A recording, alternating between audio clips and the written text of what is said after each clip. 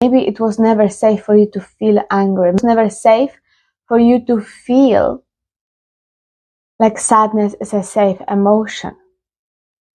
Maybe sadness was something that you are still afraid of because of how mom or how dad was reacting when you were sad. So in your adulthood, if everything what you do, you tend to focus on the external things, external people. And if that is the first main focus on you when you have to make a decision, then that means you have tendencies to please other people. You read people, you read the room, you're trying to find out what is your role, what do I do, what do they expect me to do. So you very well know the dynamic where you become very flexible and you adjusting yourself to other people's needs. When we do that, the problem with that is we forget about ourselves. We don't really listen to ourselves. Instead, we're listening to everyone. So that means our safety, our self-worth, our self-compassion, even self-love is really depending on how other people are seeing us and how safe we are feeling.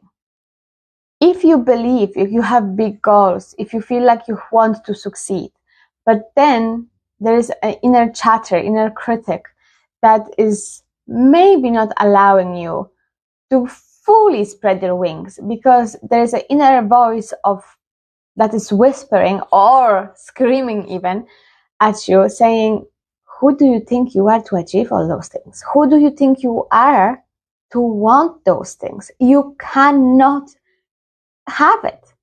Not in your cards. You don't deserve it. You're not worthy of it. They are worthy. You're not. So when you have those kind of thoughts, look at the division. Look at how you have divided yourself, them versus you. That didn't come from you either. You were not born like this. It only means you had to be compared before for you to keep comparing yourself now in your adulthood. Another thing with that is we are forgetting about our own autonomy, because when we were children, we never had our own autonomy. We were very dependent on our caregivers. We were very dependent on our mother, sometimes on our father as well. So with that, what we have learned is that our safety depends on someone else. So there's no way you can really fully connect or pay attention to what you're feeling and what your needs are, because that's not a priority. Because priority for you back then was to survive, and you were only able to survive if you were looking after your mother or your father, because that would provide you safety. So as you can see how the roles are being reversed, because you haven't done any work on yourself, or maybe you have read so many books and you've been in therapy, but you felt like nothing is working, then we would really have to look at an addiction to shame. But I will cover that topic later in the classes. So I think it's number 7 or number 6 class where we will really dive into the chronic shame. So just to have that in mind, that is on the agenda as well. So autonomy was never something that you have normalized. Autonomy is something that you either feel ashamed of. Autonomy is something that you're afraid of. You don't understand. You don't know how it is, because then it's covered with guilt, sometimes with shame, sometimes with a fear of not having your role or not your needs not being met. So you can see how autonomy sometimes might feel like it's a risky move.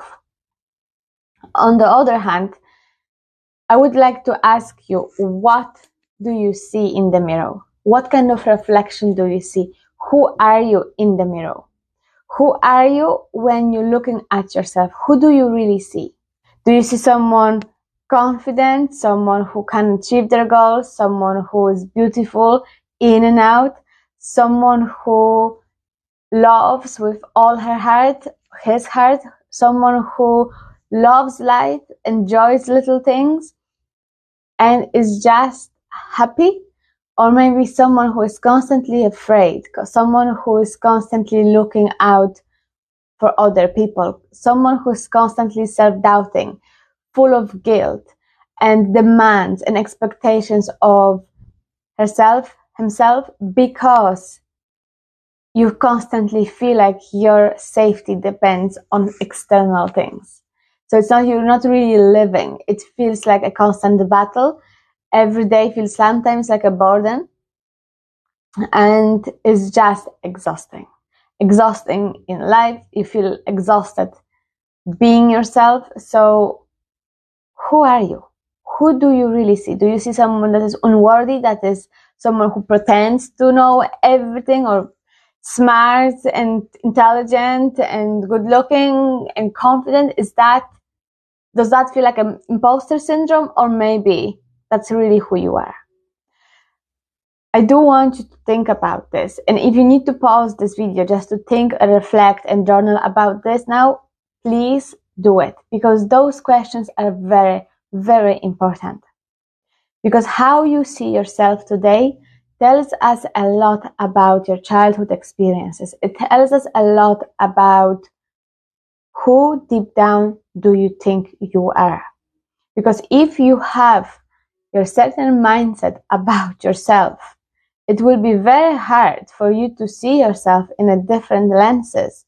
And you can do affirmations, you can do all that you want, but if you feel deep down like you're lying to yourself, you're actually going to contradict the whole process. So you do really need to look inside.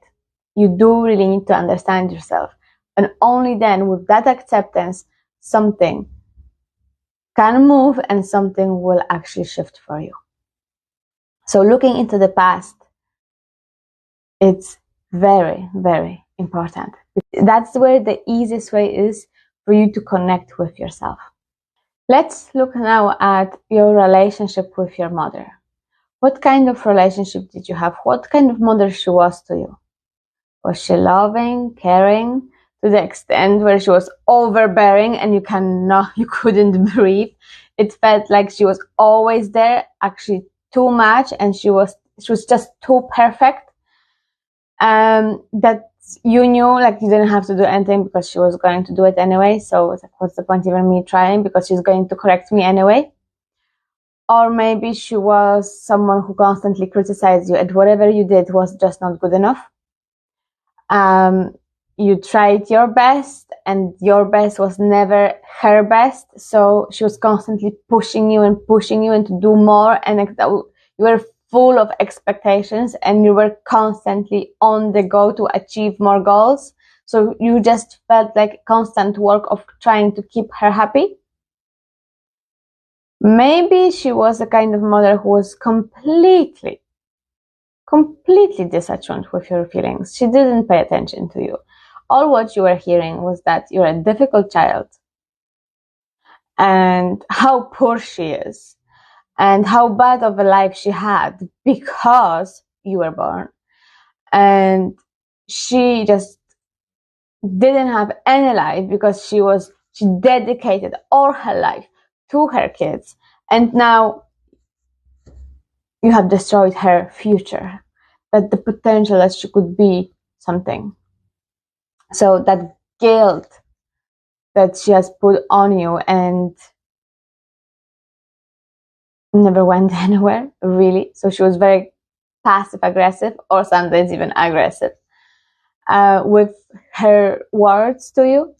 Maybe you heard stuff like, yes, you are a very difficult child, and never gave you an explanation. And even maybe you got an explanation, and the explanation was more of, yes, you always had your own opinion, and it was very hard to deal with you. Maybe on the other hand, you had a mother who made you feel invisible. Maybe you were the savior of your mother. You have to keep saving her. You have to look after her. You have to look after her emotions and her mood and how she was feeling, and then comforting her. So maybe that was your role. In all of those experiences and mother's behavior, there's one thing in common. You, your personality, you as a person were completely invisible. Your needs were non-existent. Everything was about her. So you were left with two options. Either feeling not good enough or like you were too much. So if you felt like you were never good enough, all what you did then was to make yourself lovable. If you were not good enough for her, so your actions was all the time to try to make her feel like you were trying to convince her that she will change her mind and finally she will love you. So if you're not good enough now, you will become this perfect child. So then she will finally love you. So this is where you were constantly trying to prove yourself, improve yourself, where you were trying to never make mistakes, where you were constantly learning, but trying to avoid mistakes. And you were very responsible, overly responsible for your age. Socially, it was acceptable. That's the trap. But deep down, every day, you were disconnecting yourself from yourself. And then you were in the loop of perfectionism without even deep down knowing why do you have this need to be perfect. Why are you trying and trying and trying to improve yourself, to get some kind of validation, but not understanding why? So the reason why we do need to do it is because deep down, we really trying to make ourselves lovable. Deep down, we don't feel like we are. So, mom, if you didn't love me the way I was, don't worry, I will make myself more perfect. So then it will be easier for you to love me and to accept me. The risk with that is it never comes. It never happens. On the other hand, when you feel like you're too much, you constantly keep yourself small. You constantly will tell yourself that you can't do anything. You're doubting yourself. You're questioning yourself.